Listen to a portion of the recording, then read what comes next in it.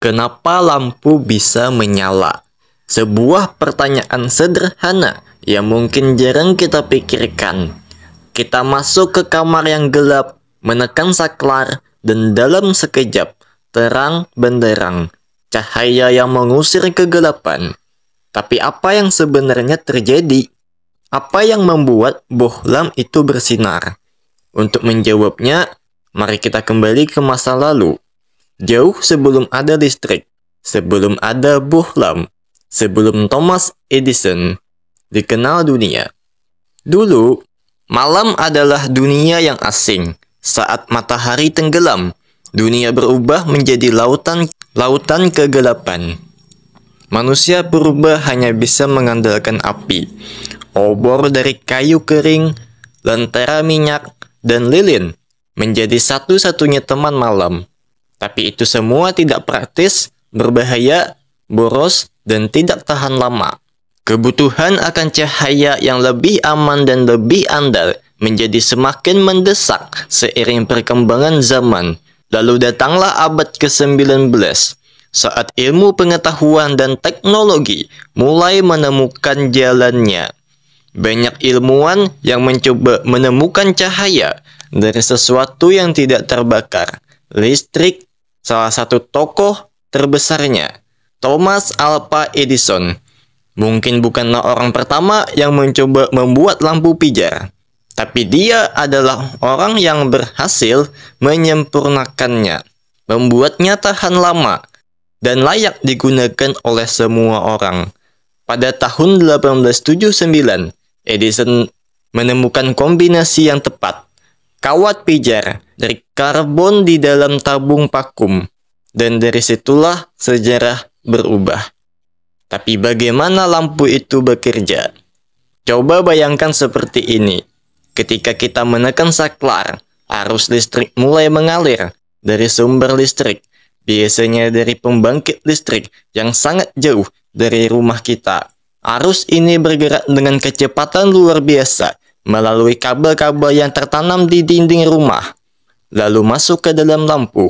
Di dalam lampu pijar, ada kawat tipis bernama filamen, biasanya terbuat dari tungsten. Ketika arus listrik melewati kawat ini, ia mengalami hambatan. Hambatan ini menghasilkan panas yang sangat tinggi, begitu tinggi hingga membuat kawat itu berpijar dan menghasilkan cahaya. Untuk mencegah filamen terbakar karena bereaksi dengan oksigen, bohlam diisi dengan gas inert seperti argon atau vakum. Itulah kenapa kita menyebutnya lampu pijar, karena cahaya yang muncul berasal dari pijaran panas.